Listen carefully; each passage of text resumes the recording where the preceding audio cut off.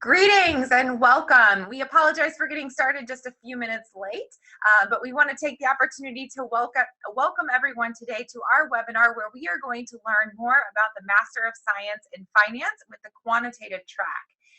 So before we get started, I just want to cover a few things, a few housekeeping items. Participants have been muted so that we can reduce background noise. And I do want to make sure that everyone can hear us. So if you are having difficulty, please use the raise your hand function or send a message in the chat box. Also, throughout the presentation, please enter your questions into the Q&A function. We really look forward to spending a lot of time today answering your questions, and so please make sure that you're addressing those in the Q&A function and we can get to those at the end of the session. I want to jump us right into getting started, and to do so, I want to introduce you to Professor Hong Liu, who is the Academic Director for the Master of Science in Quantitative Finance program. And I'm going to let him take over now and introduce himself and walk you through the program. Professor Hong? Hi, everyone. So I'm Hong Liu. I'm the academic director of the MSFQ program at Olin.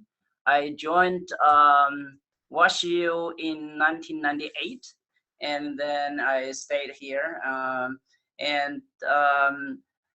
The MSF, started about 10 years ago, and we have grown a lot. And with the feedback of the employer and students, and then all the information we get from the practitioners, I think the program has improved a lot. So next, I'm going to start to talk about our position and the relative strength of our program. So in this program, we have recently acquired a STEM designation because of the quantitative background and rigorous training in quantitative methods in this program. And this STEM, as you probably know, that will actually entitle students to have 2 more years of OPT after graduation, and our students have really benefited from this designation. And we also combine with a lot of projects during the program, the 3-semester program. So applied learning is a very important part of the curriculum. And students have multiple opportunities to work with potential employers and practitioners during this program, including practicum, including seminar projects in the 3rd semester. And we also collaborate with industry a lot. We invite many of the industry speakers to our classroom and talk about what's used in the industry and how can we learn more efficiently and more effectively in classroom. So that's basically 3 important aspects of this program.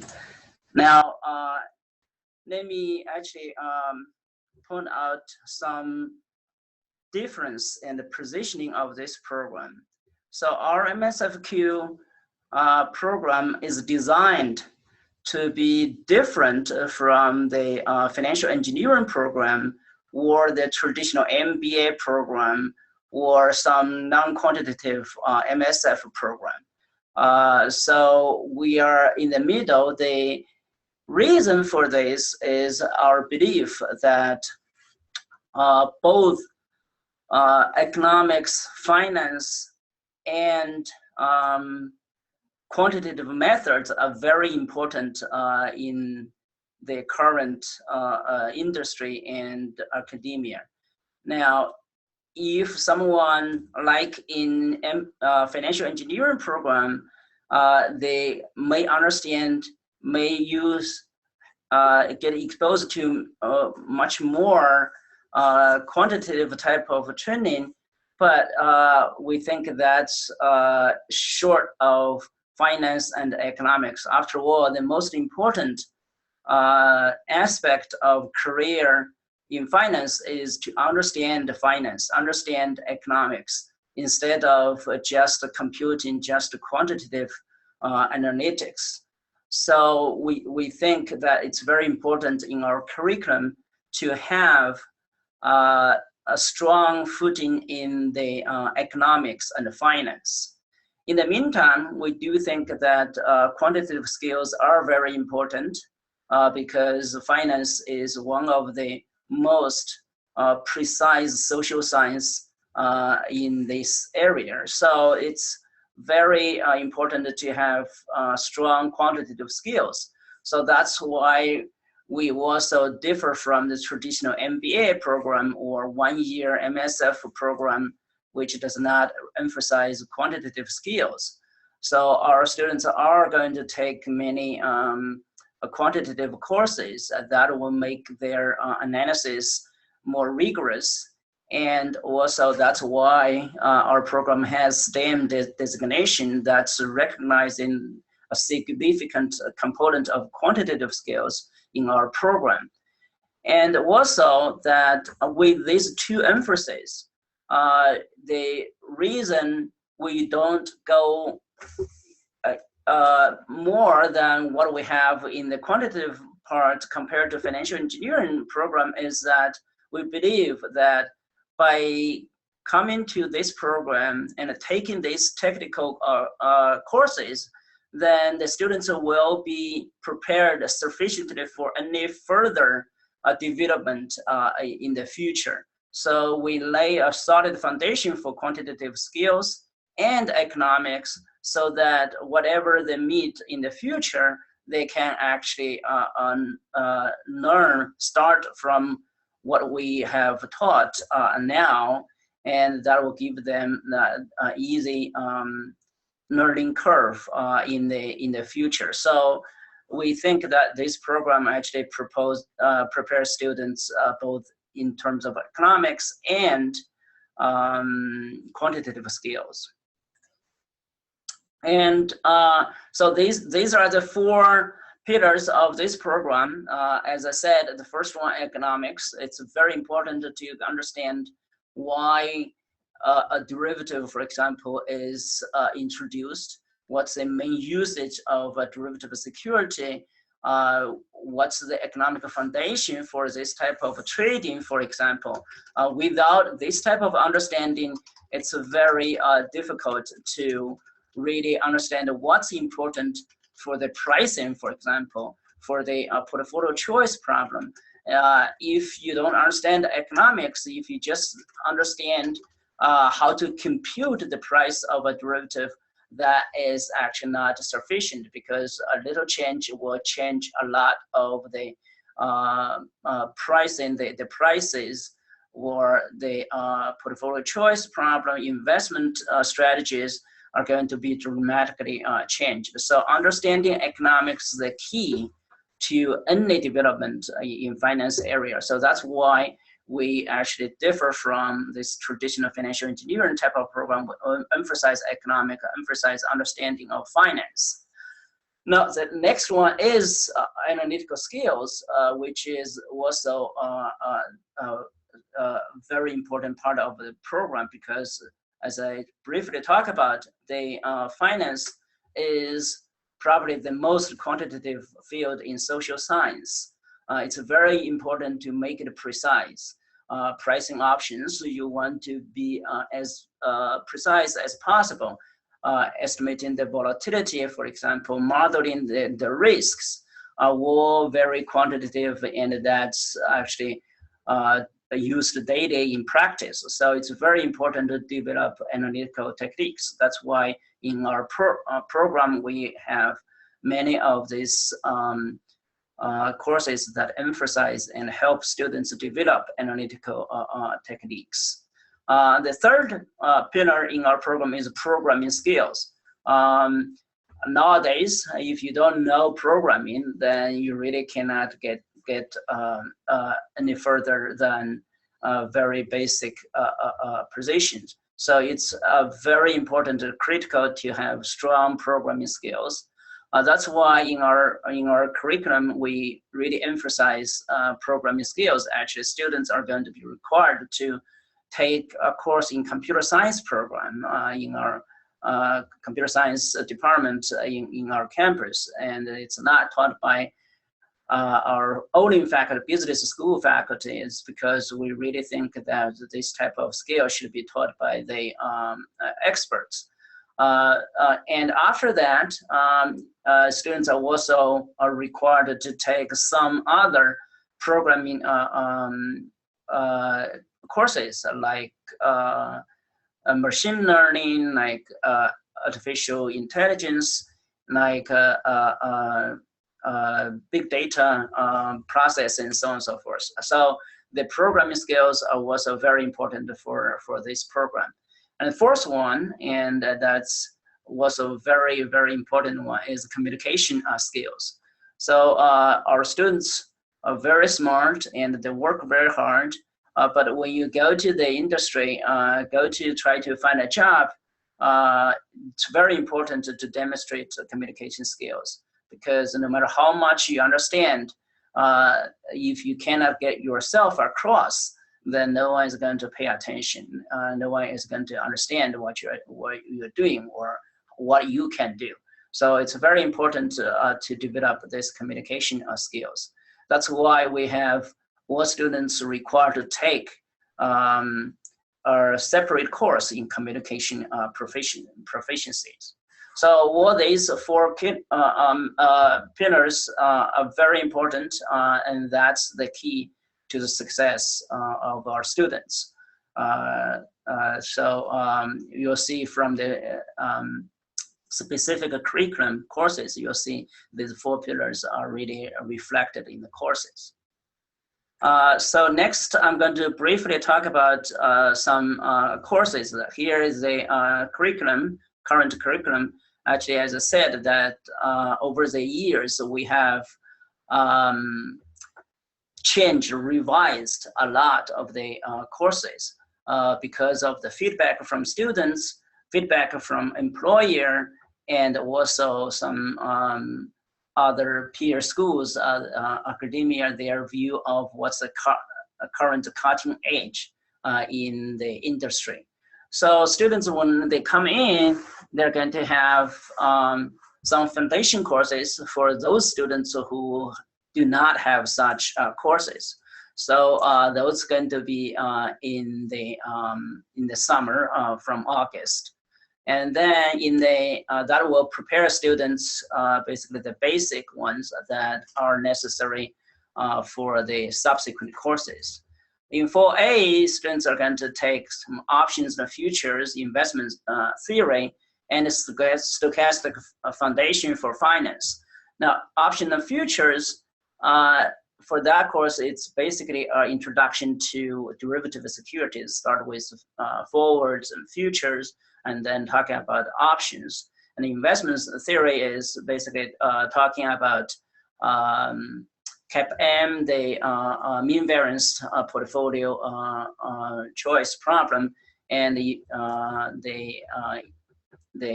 equilibrium asset pricing. Now, this stochastic foundation course is very important for some for the quantitative courses that students are going to take in the following semesters. So it has basically introduction to stochastic calculus, like Brownian motion, Ito's lemma, or this change of measures. So this type of basic concepts in stochastic calculus. And in 4B, students are going to follow up with the derivative securities. That's a more advanced course than the option of futures, and data analysis is very important for actually using tools like MATLAB to analyze data as in practice. And another course is on financial institutions. So there are two courses for students to choose from. One is financial markets. The other one is financial intermediation.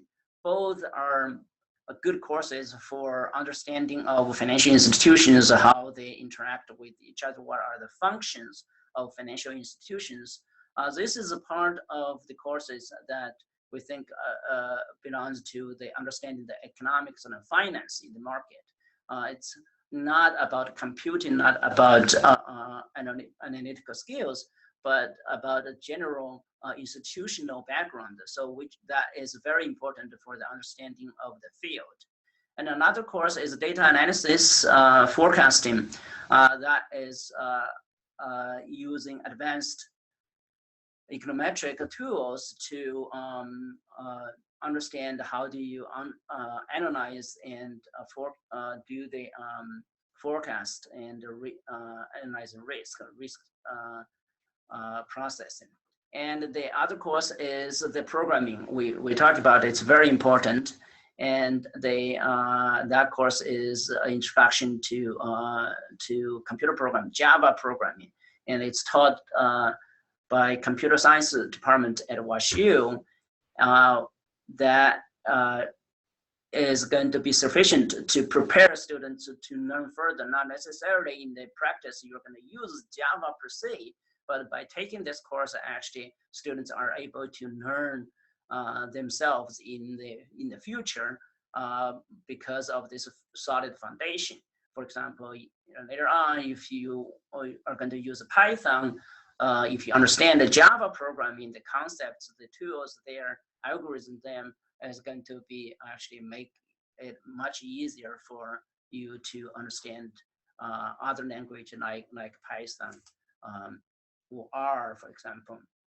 And the other course is the professional business communication, which is about the communication skill, which is very important. So that course is going to as students actually present to write and speak and improve communication skills. Now, come to spring semester, then we're going to have fixed income and advanced derivative securities and mathematical finance and quantitative risk management. So I'm going to teach 3 of these courses. One is mathematical finance, and the second one is quantitative risk management, and the third one is advanced derivative securities. All these courses are going to use heavily quantitative skills, including those stochastic calculus that you learned in the first semester, in the fall semester. And so you need to really pay attention to lay a solid foundation when you take the stochastic foundation course. And we're going to also use this knowledge you learned from option futures and derivative securities in the advanced derivative securities.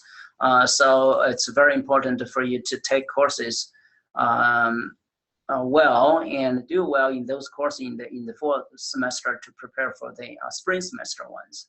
And we also have this advanced corporate finance course. Again, remember that our curriculum is different from financial engineering. These corporate finance course are very important to understand the institution, the valuation, and finance in general. So those are very important courses, and that was also the part that differentiate our program from other programs.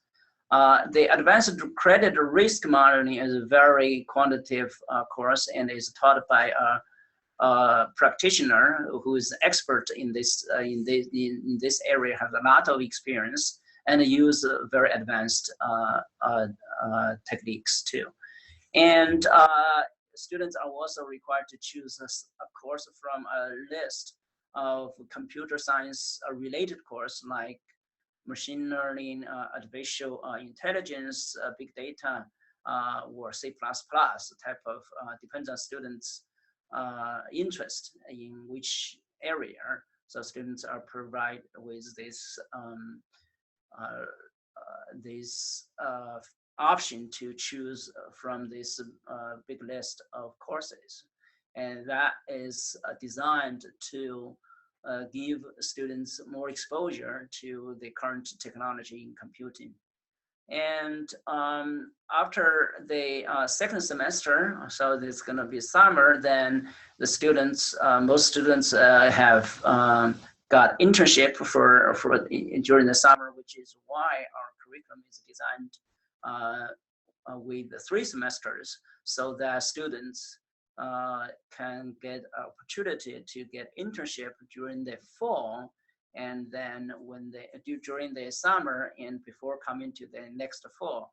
And this way, when they start to look for a job in the fall, then they're going to have some significant working experience that will help their job application. Now, the third semester, when they come back in the second fall, we have several courses, very important courses. One is the finance consulting project. That course is a full semester course. Students are going to work on real company projects. This type of projects actually are something that the companies are very much interested in. They typically hire consultants to tackle this type of projects. Now, instead, they actually provide this type of projects to our students, for our students to work on. The key purpose of this course is to familiarize students with what's being done in the industry, and how should students work on industry projects instead of academic projects, and what are the key elements in trying to communicate this type of concepts to employers, to the industry practitioners, part of the training in this course. So the purpose of this course is like another internship, students working on real, true company projects that will enhance their understanding of the field. And another course is topics in quantitative finance, which is to introduce students to the real frontier in the industry, in the what's a cutting edge, and that content actually changes from year to year, because by definition, it's trying to cover what is the most advanced, the frontier techniques in the industry. So that course gives the students the overview of what's going on, and the students can use the tools that they have learned in the curriculum to analyze this type of problems. And the fixed income derivatives is another course on fixed income, because fixed income is so important and widely used in the analysis, and our students actually go to this field.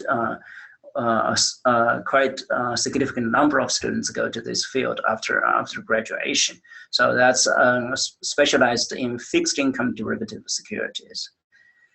And so that's basically, we have this 3-semester structure, and overall, it emphasizes those 4 pillars: economics, analytical skills, and programming skills, and communication proficiency. It's very important and reflected in this curriculum. Great. Thank you. So let's talk a little bit. Anyone send in your questions. We did have one question that they were looking at the different courses offered in the MSF program, and some of the other MSFs have a course in investment praxis. Do quantitative students sometimes take part in that course? Yes. So actually, in the first 2 semesters, then we have only 16.5 credits. So students pay a flat fee. They can actually elect to take other courses up to 19 credits, as I understand. Yes. So some students do actually choose to take a practicum course, project course, during the first 2 semesters. So that's an option for students. And remember that in our curriculum, we also have in the summer for students to get internship, and the third semester for students to take on the consulting projects, which is very similar to practicum. But by all means, if a student is interested in taking more of these courses, he or she is free to take that initiative. Great. Can you tell us more about those consulting projects that happened in that last semester? Yeah, some projects, for example, from the RGA, which is a reinsurance company in a big one of the Fortune 500 companies. So they have two projects for students, and also Wells Fargo also have projects for students to analyze, for example, how to handle, analyze, forecast the complaints, pricing of portfolio type of choice problem. So all these are real projects that companies are interested in. And Eclipse Capital also have, it's a local hedge fund. They have interested in Chinese futures markets. So they ask the students to research on the Chinese futures markets. How do you trade? How do you actually pick products? Which type of futures contracts are important and have opportunities for firms. So these are some examples of company projects. Great. And so another question is, they want to know the most common used programming language and software in the different courses. And do you think and what do you think is the most effective way for them to better prepare coming into their first semester? Well, in this curriculum, we have actually several courses. We cover from course to course. For example, MATLAB is used in some courses. R is used in some courses. VBA is used in some courses. And remember that we're going to have actually one full semester course on Java. So I think as long as you have basic programming skills, you really don't need to spend too much time to prepare for the programming part before you come to the program. I think this program, these courses are going to expose you to various kinds of languages that commonly used in the industry. But if you have time, of course, it will be very, very beneficial for you to do that. Learning some basic language. A lot of students will already have exposure in C, for example, and learning some other languages like MATLAB before you come here, or Java, if you have time, that'd be helpful too. Great. We're going to take a few more questions. So another computer science course related question is that he sees that some of these have overlapping content material. Do you have any recommendation on factors that should be considered when they're making a choice of which computer science course to take? Well, I think the computer science course, computer programming is very important. But I want to say that the course that the students are going to take in this program are going to be sufficient to prepare students for other further development in computer programming if needed.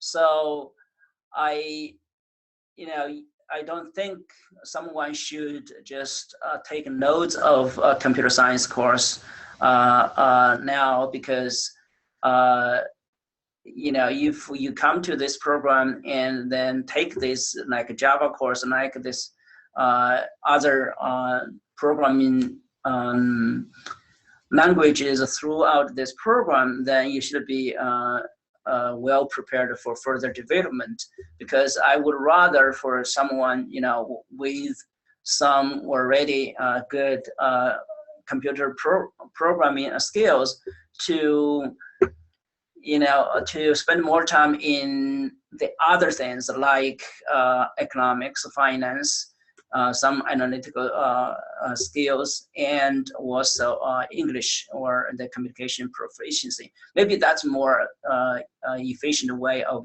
utilizing your time. So that's just my advice. But you know, if you learn some language before coming here, and that would be helpful too. Great. So this student has asked, do you think the MSFQ curriculum is quantitative enough to support a quant career apart from risk management? Oh, yes. Actually, if you look at our curriculum, you know, we have a lot of courses, for example, in fixed income, in derivative securities, and portfolio choice problems. So these also quant enough to prepare students for other areas than just risk management. Risk management actually probably is you know, is not that not that quantitative skills, but other areas require not, and other courses in the curriculum actually prepare students for that. And we have students, you know, employed in firms that in fixed income securities, in investment management companies, in hedge funds doing futures trading, for example. So yeah, our program not only prepare students for risk management, but quantitative enough for other fields too. Great. So as you said, the MSFQ program is directed kind of somewhere between an MBA and a financial engineering program. What should I do if I prefer to work more as a quant with highly qualified programming skills and other skills? Can I gain those skills from other lessons not given on the curriculum? Yeah, it's if you're already very strong in programming and the quantitative background, then remember that another pillar of this curriculum is finance and economics. We have actually quite a number of courses in corporate finance, in financial institution, in topics, for example, in finance research, so on and so forth. So I think you can certainly benefit significantly from this curriculum. Great. So as these students get ready to come into the program here in just a few short months, what's your kind of last parting advice to them before you see them in August? Yeah, I think it's important to see, you know, look through the courses that they're going to take, especially the foundation course.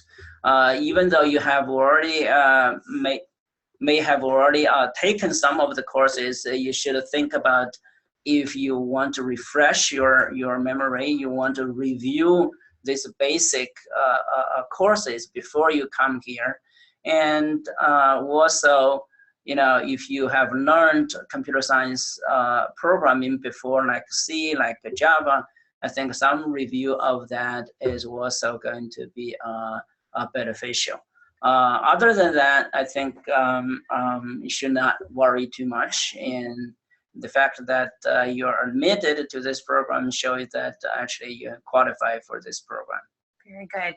Thank you so much for joining us today. I want to say if you have any additional questions, please do not hesitate to email us at olingradadmissions@wustl.edu. We can certainly put you in touch with Professor Hong, or we can answer your questions on the admissions side as well. So thank you for taking the time to join us today. We look forward to seeing you very soon. And also thank you, Professor, for joining us as well. Thank you very much. Feel free to contact me directly. My email address is liuh@wustl.edu. I will put that in the chat box too. All right. Thank you, everyone. You have a wonderful evening or morning. Bye-bye. Thanks.